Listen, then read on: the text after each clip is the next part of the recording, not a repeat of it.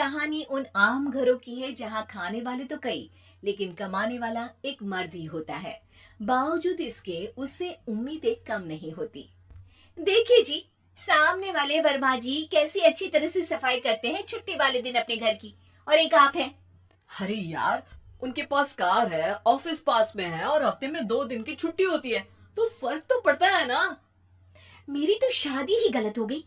अरे कोई मस्त लड़का मिलता, कमाता भी, घुमाता भी, घर के कामों में भी मदद करता, लेकिन नहीं जी, हमारे वाले को तो कमाने से फुर्सत ही नहीं, और कमाई भी ऐसी कि कोई जरूरत पूरी ही नहीं हो रही है। सुनील बेचारा शीना को देखकर सोचता है कि शीना सही कह रही है। देखने में सुंदर है, घर का सारा काम कर लेती है, उसे तो कोई भी अच्छा लड़का मिल सकता था। क्या सोच रहे हैं? भागने का इरादा तो नहीं है? अरे नहीं मेरी प्यारी बीबी, मैं तो नहीं, पर डर है कि तुम नहीं कहीं भाग जाओ मुझे छोड़कर। शीला सुनील के मुंह से प्यार भरी बात सुनकर मुस्कुराती है। आप भी ना। सुनील एक दिन ऑफिस से घर आता है कि तभी शीना कहती है, सुनिए जी, वो मेरी सहेली आई थी, सारा दिन वो लोग यहीं थे, अब जा रही थी तो मैंने कहा नहीं नहीं, मेरे पति छोड़ आएंगे ना तुम्हें, तो रोक लिया मैंने। सुनील थोड़ी देर कुछ सोचता है, फिर कहता है, ठीक है, मैं कपड़े चेंज करके आता हूँ। अरे तेरे पति को तो लग रहा है कि अच्छा नहीं लगा। अरे नहीं नहीं, ऐसी कोई बात नहीं है, रुको मैं अभी उन्हें घर के कपड़े देकर आती हूँ। शीना अंदर जाती है जहाँ सुनील पलंग पर लेटा होता है। अरे क्या मजाक है, वो कह रही है कि आपने मुंह बना लिया।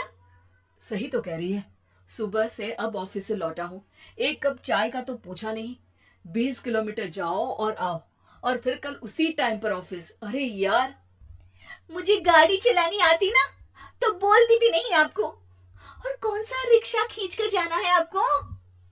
सुनील अब क्या बोलता। रात देर से आता है और सो जाता है। अगले दिन शरीर दर्द हो रहा है।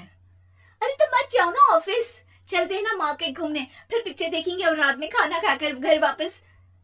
सुनील जब सारे दिन की थकान वाला शेड्यूल सुनता है तो वो सीधे सीधे ऑफिस के लिए तैयार हो जाता है। अब आए दिन शीना की डिमांड बढ़ती चली जाती है और सुनील उसको पूरा भी करता, लेकिन एक दिन, ए जी मेरा भाई आ रहा है, उसे 2 लाख रुपए की जरूरत है। हाँ तो मैं क्या करूँ शीना, मेरे पास इतने रुपए नहीं है। हाँ हाँ पता है नहीं है, लेकिन किसी से लेकर तो दे सकते हो ना। अरे मैं किससे मांगू, मेरे तो जानने में भी कोई नहीं है जिसके पास इतनी बड़ी रकम हो। तभी वहां शीना का भाई शीनू आ जाता है। जीजा जी कैसे हैं आप? अब मैं ठीक हूँ शीनू, अचानक इतनी बड़ी रकम की जरूरत कैसे पड़ गई? अरे जीजा जी, वो बिजनेस शुरू किया ना, तो उसके लिए पैसे की जरूरत है, काफी हो चुका है, थोड़ा पैसा बचता है तो मैंने सोचा आपसे ले लूं।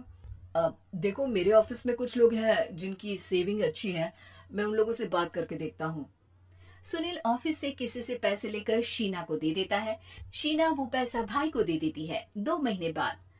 अरे यार शीना, वो ऑफिस वाला आदमी अपने पैसे मांग रहा है, कैसे दूं? अपने भाई से बोलो ना पैसे दे दे।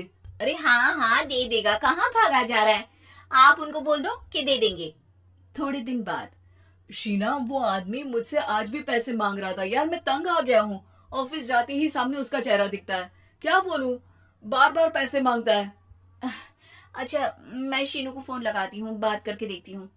शीना भाई को फोन करती है, लेकिन वो फोन उठाता ही नहीं। लगता है भाई कहीं ऐसी जगह है जहाँ नेटवर्क की समस्या होगी। सुनील अगले दिन दोपहर को ही घर आ जाता है। उसका चेहरा उतरा और परेशान सा होता है, वो रोने लगता है। अरे क्या हुआ जी, आप इतना परेशान क्यों है, सब ठीक तो है ना? अरे नहीं शीना, कुछ ठीक नहीं है, मैं ठीक नहीं हूँ। तुम्हारे भाई के लिए मैंने जो पैसे लिए थे, उस आदमी ने आज भरे ऑफिस में सबके सामने मेरी बेइज्जती कर दी। सबके सामने आज मैं कर्जदार बनकर खड़ा था। मैंने हर वो प्रयास किया घर चलाने के लिए जो मैं कर सकता था, लेकिन अब नहीं होगा। वो फिर रोने लगता है। अरे आप तो औरतों की तरह रो रहे हैं, मर्द हैं आप। क्यों, आदमी के सीने में दिल नहीं होता, या फिर वो इंसान नहीं बशीर होता है? अरे मैं थक चुका हूँ शीना, तुम समझती क्यों नहीं? मैं भी शारीरिक और मानसिक रूप से थकता हूँ, मैं भी आराम करना चाहता हूँ, सुकून चाहता हूँ। मैं अब कुछ नहीं कर सकता। कुछ नहीं। वो बैठ जाता है। शीना पति को हैरान परेशान देखकर चुप हो जाती है। अगले दिन, सुनिए, ये लीजिए 2 लाख रुपए, उस आदमी को दे दीजिए और बोल दीजिए कि आज के बाद किसी को पैसे के लिए बेइज्जत ना करे। सुनील पैसे देखकर राहत की सांस लेता है। अरे शीना, तुमने तो मेरा बहुत बड़ा काम कर दिया। अब मैं शान से ऑफिस जा सकता हूँ, लेकिन ये पैसे आए कहाँ से? ये पैसे मैंने अपने गहनों को गिरवी रख कर लिया है। तुम ठीक रहो, निश्चिंत रहो, मैं बस यही चाहती हूँ। मुझे माफ करना, पर अब मैं समझ चुकी हूँ कि मर्द को भी दर्द होता है।